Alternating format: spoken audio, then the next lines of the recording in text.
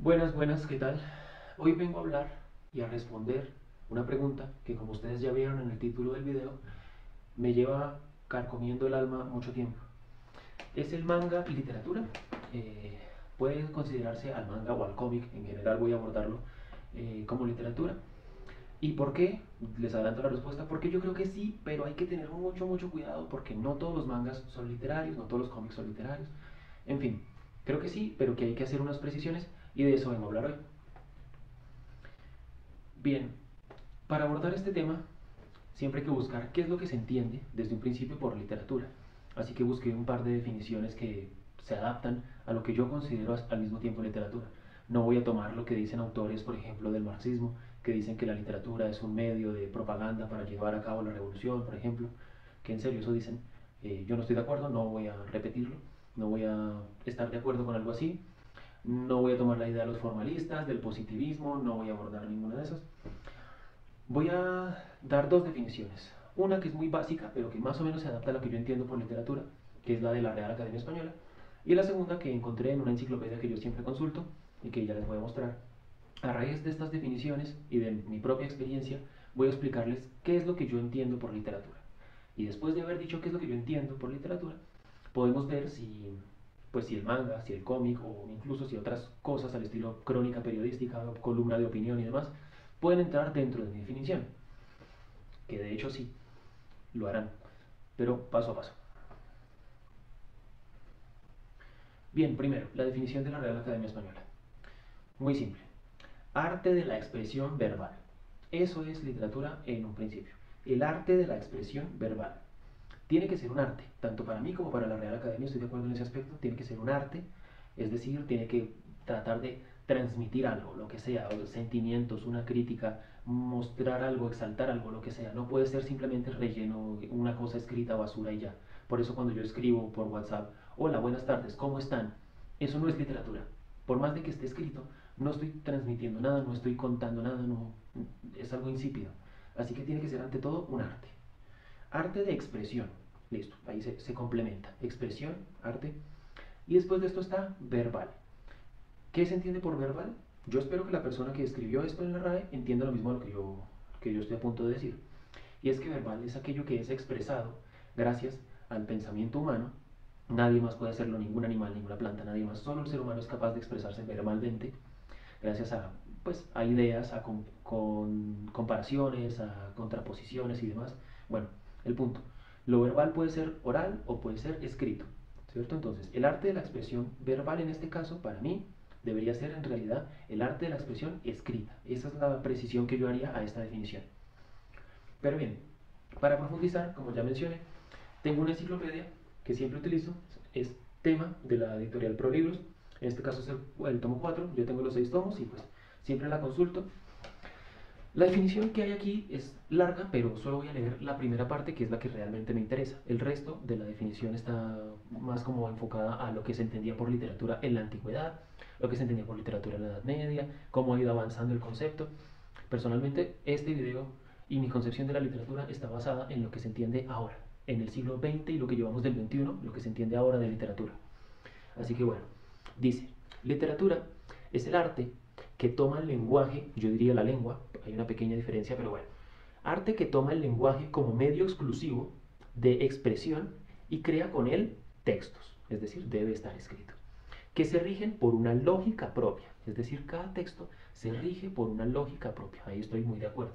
No es la misma lógica la que rige el universo de Cien años de soledad, por ejemplo, a la misma lógica del universo, la diégesis del Quijote de la Mancha, a, bueno, todas las obras literarias, las obras de Borges, cada una tiene su propia lógica.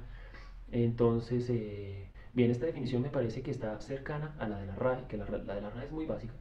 Esta la profundiza un poquito más y las dos se compenetran bastante bien con lo que yo pienso. Al final de cuentas, este video es propaganda de lo que yo pienso, no es mi opinión.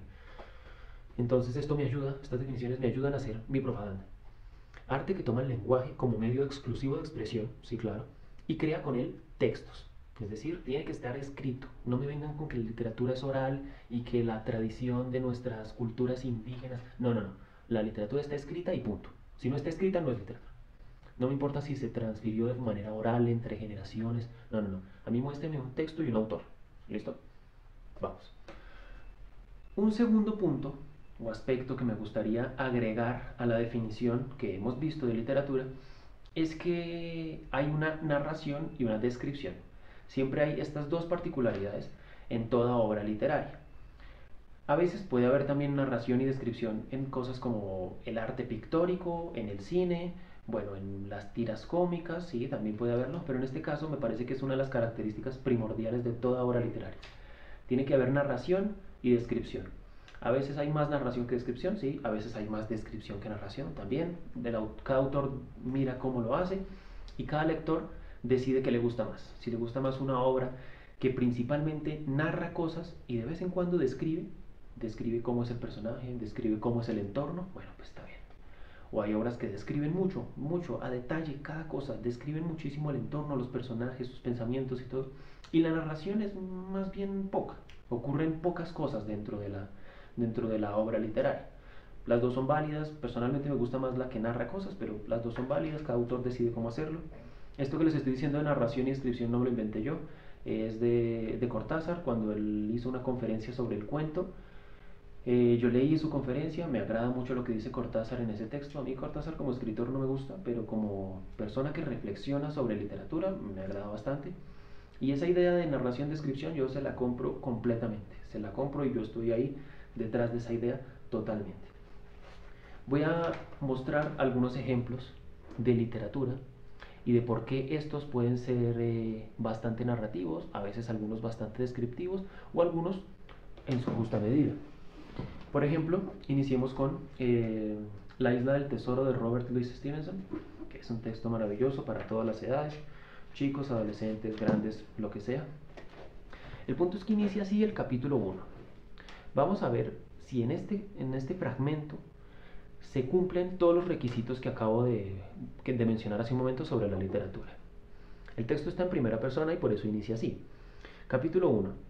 El señor Trelawny, el doctor Livney y otros caballeros me han instado repetidamente, o sea, lo han llevado a que escribiese la historia detallada de la isla del tesoro. Lo han convencido para que cuente la historia de la isla del tesoro. Es decir, está narrándonos desde el futuro, se devuelve a contarnos la isla, todo lo que le ocurrió en la isla y vuelve a lo que llamaríamos el futuro. Listo, entonces, que escribiese la historia detallada de la isla del tesoro sin omitir nada desde el principio al fin, excepto la locación geográfica de la isla, y esto porque en ella existe todavía un tesoro escondido.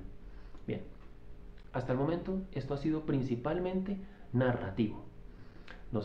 Ya nos presentaron al protagonista que narra en primera persona. No nos han dicho su nombre, pero ya nos lo presentaron. Sabemos que hay un señor y un doctor, y otros caballeros que lo han incitado, que lo han llevado a que escriba la historia de lo que a él o a ellos les ocurrió en la isla del tesoro, sin omitir nada desde el principio hasta el fin. Es decir, él nos está diciendo que va a ser una narración honesta, va a ser directa, va a ser detallada, excepto la locación geográfica de la isla. Bueno, sigo leyendo.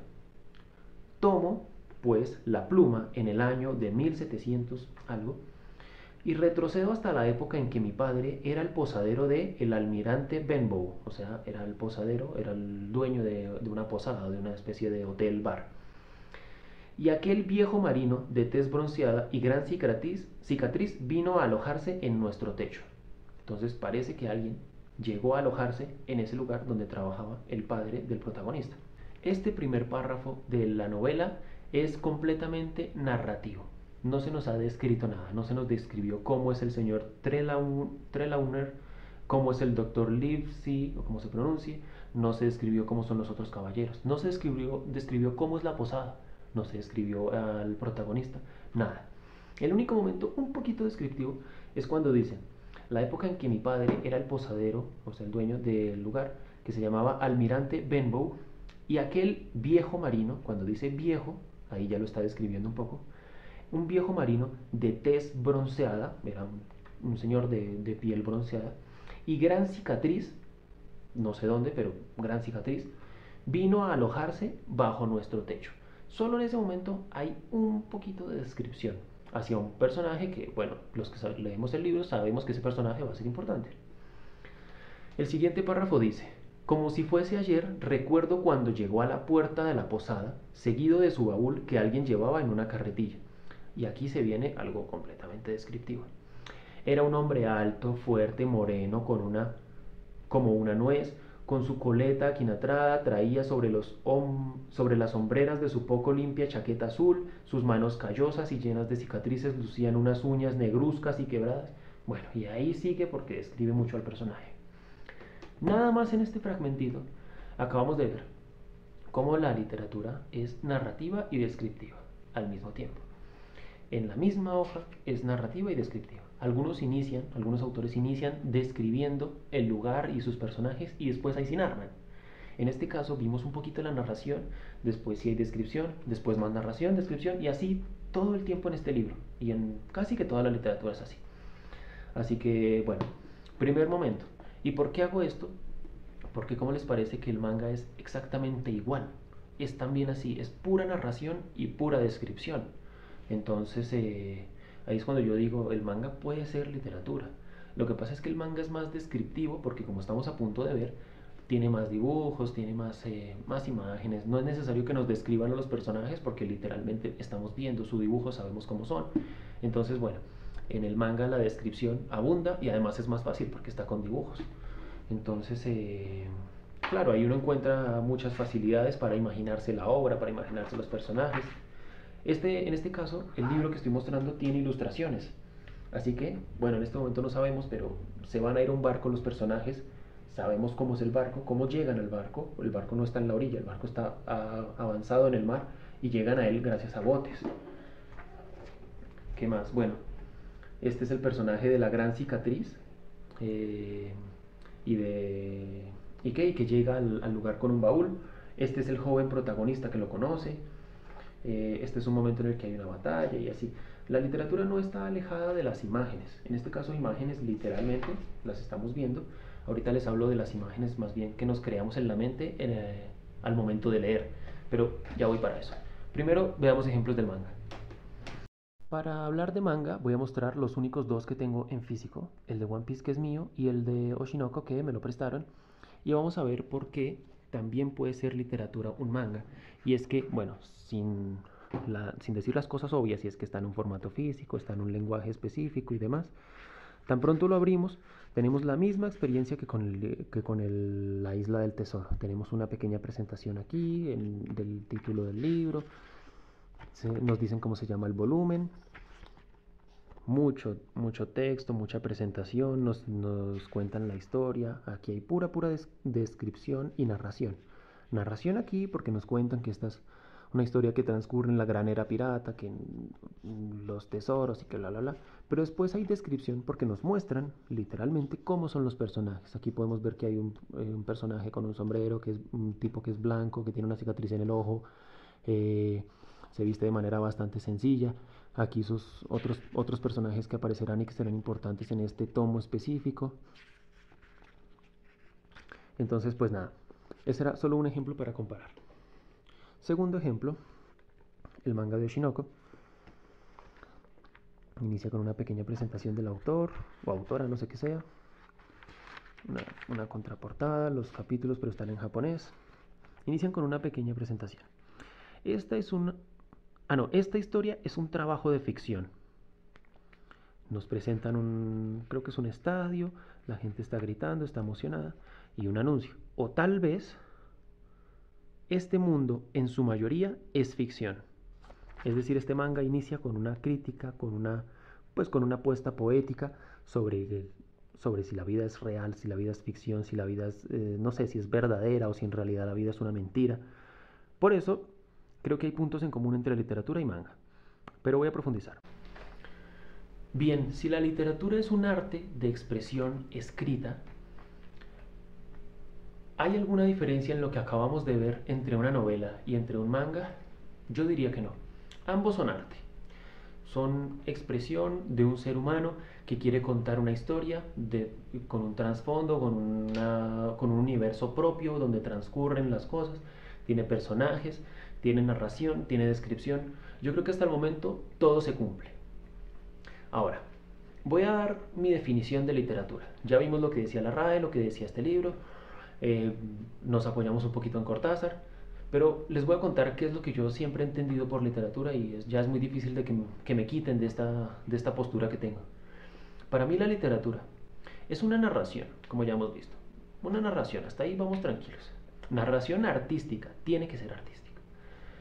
No cualquier persona que me narre a mí una noticia me está narrando de manera artística o literaria dicha noticia. Si a mí me dicen, el día de ayer hubo una explosión en la ciudad no sé qué porque hay una guerra, pues sí, hay narración, pero ¿y el arte dónde está, no?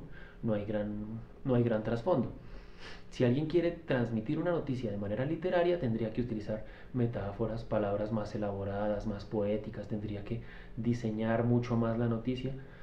Y bueno, esto no tendría por qué ser así, porque las noticias deben darse de manera rápida, directa, que la información sea clara. Así que no es necesario que las noticias, como en este caso, sean literarias.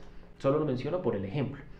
Pero bueno, hay un arte de narración, tiene que ser escrita, por supuesto. No sirve que alguien se la cuente, que fulano se la cuente a sutano, porque entonces cuando sutano se la cuente a otra persona, puede cambiar algún detalle, puede cambiar una palabra y se pierde lo que el autor original intentó decir.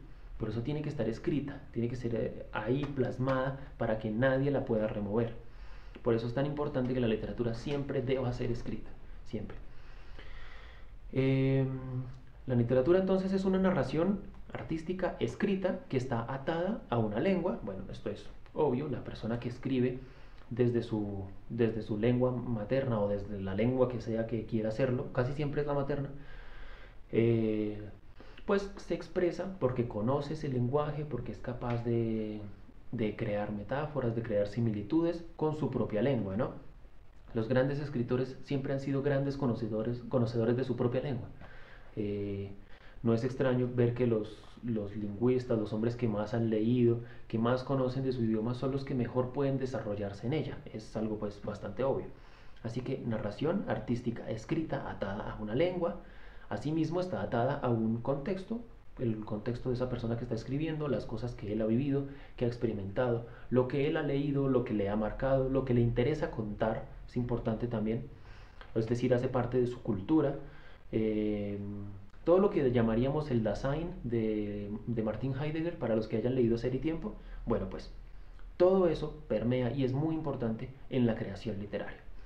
Así que además de lo que acabo de decir, la literatura debe tener narración y descripción. ¿Listo? Entonces lo repito todo.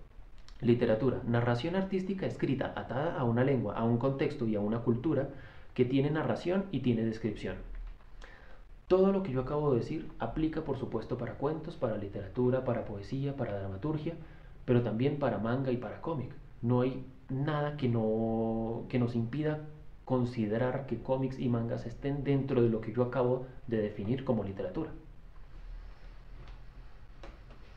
Otra cosa es que es muy importante la imagen que crea la literatura o el manga o el cómic o el cuento o lo que sea. Cuando nosotros estamos leyendo, nos encontramos con una imagen en la cabeza. Esa imagen la tenemos gracias a nuestra imaginación en los casos de la literatura, pero la tenemos mucho más literal en los casos del manga y del cómic, porque nos lo están presentando. Incluso el cómic lleva una ventaja ahí, porque nos muestra a color incluso cómo son las cosas que están ocurriendo. Nuestra necesidad de la imaginación ya es mucho más baja, porque el cómic nos presenta la situación. Ya nuestra imaginación estaría, por ejemplo, en las voces de los personajes o cómo son en cuanto a sus maneras de moverse y demás, porque al ser imágenes estáticas, bueno, nosotros tenemos que poner colaboración para entender el resto de la historia. Entonces veámoslo con un ejemplo de cómic.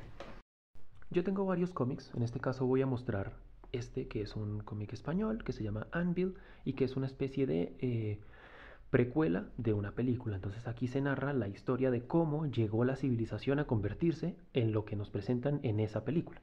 La película es Metrópoli, muy famosa. En fin, no voy a enseñar mucho porque por supuesto es ilegal la reproducción de los mangas y de los cómics, por eso en los anteriores ejemplos solo les mostré la primera hoja. Tenemos una portada, tenemos un hombre que parece que está escapando parecen unos robots, pero como que es una especie de misterio más. Para el que lea el cómic, pues más adelante se enterará. El punto. Tenemos una imagen de presentación de un robot, una de las concepciones antiguas que se tenían de los robots, y de aquí surgirá lo que se plasmó en la película. Tenemos el nombre, un logo que por ahora no entendemos. Avanzamos un poco, tenemos una dedicatoria. Aquí al lado tenemos una cita que ayuda a apoyar lo que se cuenta en el cómic. Pero bueno, todo esto es extradiegético. Vámonos a la obra propiamente. Y es que aquí se pone interesante la cosa. Porque después de esta primera viñeta, donde nos presentan estas siglas que vienen a representar el nombre del cómic, tenemos un cambio. Un texto en donde nos dicen, en algún lugar de Siberia, 1923. Listo, esto es podría considerarse narrativo. Nos están diciendo en algún lugar de Siberia y en 1923 ocurre tal cosa. Puede ser narrativo, puede ser descriptivo. El punto es que, como buen cómic, es muy importante lo descriptivo, y es que aquí nos presentan una fábrica. Una fábrica, en la siguiente viñeta sabemos que hay hombres trabajando en esa fábrica, no hay ningún diálogo, un par de onomatopeyas, pero eso simplemente apoya la imagen de fondo. Y más máquinas, sabemos cómo son ellos, cuál es el color de su uniforme, cómo son las máquinas, cómo son las válvulas y demás. Y acá abajo por primera vez nos presentan un diálogo, no es de ninguno de los personajes, sino es un diálogo en general, que dice sector 1001, bueno, un número ahí largo, aumento de producción inmediato. Les están ordenando que produzcan más, y aquí vemos a los hombres trabajando. Pues bien, en toda esta primera hoja no hemos tenido narración, ha sido pura descripción. No obstante, eso se solventa en el resto del cómic, porque en el resto del cómic nos narran más cosas, nos adentran a la historia y demás.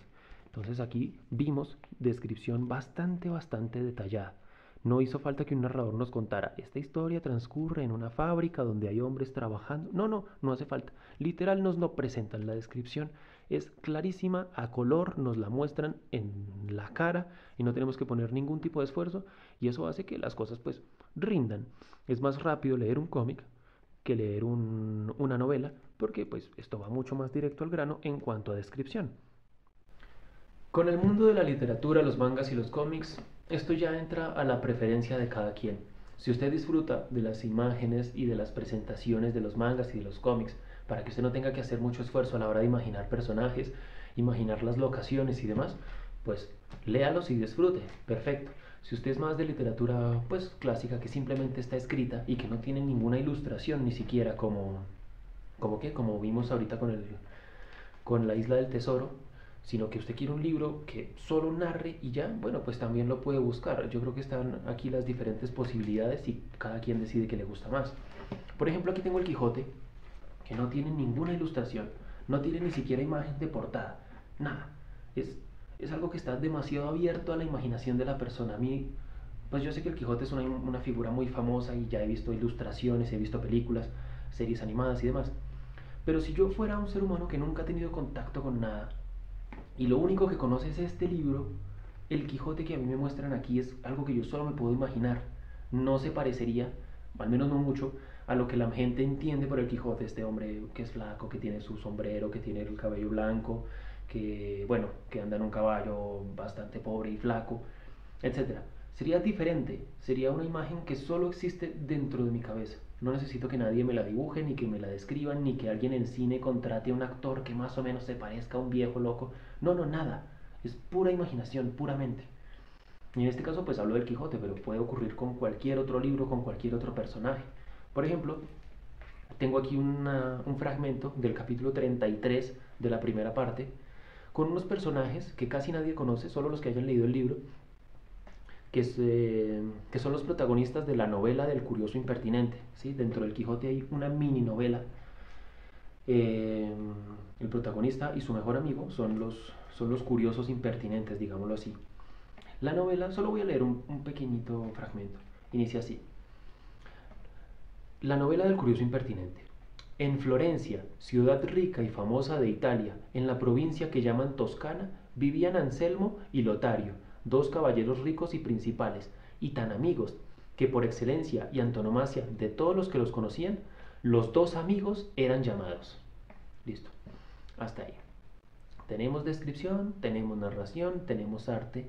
arte escrito, arte narrado. En este momento no sabemos artísticamente a dónde nos quiere llevar esta mini novela, pero para los que la hayan leído saben que esto es una crítica, una sátira increíble, una cuestión muy, muy ética y muy filosófica sobre qué es la amistad, de hasta qué punto puede llegar, qué es la confianza, hasta qué punto podemos confiar en alguien, cómo se puede evidenciar la traición de las personas y demás. Entonces, claro, aquí está el aspecto que trasciende la literatura, y es que nos cuenta algo que de verdad vale la pena saber, algo interesante. Esto está presente en literatura, en cuentos, pero también en mangas y cómics. Así que insisto, ¿por qué no son lo mismo? Para mí son lo mismo. Bien, para ir cerrando esta reflexión en general que hice, no quise hacer algo tan específico, sino algo general dando la opinión. Yo creo que la descripción es más general, es más común en los mangas y en los cómics. Principalmente son descriptivos. La literatura, en especial los cuentos, son más narrativos. Simplemente quieren contar historias y ya. Por ejemplo, Las Mil y Una Noches, que es un libro que se compone de muchos, muchos cuentos, eh, es una obra increíblemente narrativa. Describen muy poco, simplemente narran y cuentan historias, cuentan cosas. Entonces yo creo que cada lector debe llegar a conocerse a sí mismo y saber qué es lo que le interesa, saber si quiere conocer narraciones interesantes de historias con personajes detallados, o si lo que quiere es disfrutar más bien de una gran ambientación, de una gran descripción, de dibujos alucinantes como los del manga de Berserk, o no sé, grandes composiciones de viñetas.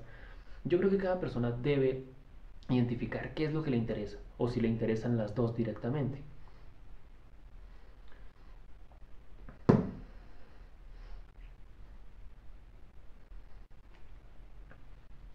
Esto me recuerda a los casos de las personas que en el cine pelean porque hay algunas películas que solo tienen grandes efectos especiales, y son películas que se ven muy muy bien, pero que no cuentan nada, prácticamente nada. Son, en cuanto a su narración, son muy muy breves.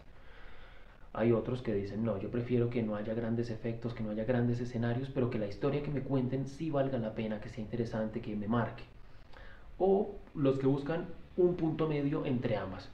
Cada quien decide. A mí pues me da igual, en cuanto al cine me da igual, pero en la literatura sí prefiero un poco más los aspectos narrativos, y que la descripción sea más bien pequeña. Yo por eso no consumo tanto manga y tanto cómic, y lo que me dedico principalmente es a leer obras literarias. Y bien, para finalizar, yo quiero decir que considero personalmente que no toda obra, por ejemplo, que sea novela o cuento o manga, puede ser literaria. ¿Por qué? Porque lo literario yo siento que es otro nivel, es algo que verdaderamente artísticamente vale la pena. Así que hay muchas novelas, para mí, y muchos cuentos que en realidad son basura y que ni siquiera deberían considerarse literatura. No por el simple hecho de que estén escritos y que hayan sido expresados, lo que hemos dicho, en un idioma, que sea narrativo, en un contexto, en una cultura. No solo porque ya hagan parte de esas características, ya pueden llamarse literario. Yo siento que hay algo más, es un paso más, es un paso, y ahí es tan importante el concepto de arte. Cuando uno dice, esta obra es de verdad arte, de verdad esto que está aquí escrito es arte, es bien artístico, en ese momento siento que sí es literario. Así que no cualquier manga donde se hable de alguna estupidez puede ser literatura. No hay que exagerar. Yo digo en este video que el manga y el cómic pueden llegar a ser literatura efectivamente, pero hay que revisar caso por caso. Hay que revisar si la historia, si la narración, si la descripción, si todo está bien logrado en el manga, y si de verdad se está, no sé, criticando, si de verdad se está llegando a algo importante, si se está exaltando algún sentimiento, si se está dejando una huella en el arte, en el arte de la historia de la humanidad. Si de verdad es así, perfecto, que el manga sea literatura. Si no es así, si solo es una historia idiota, básica y que se va a olvidar a la siguiente semana, no es literatura.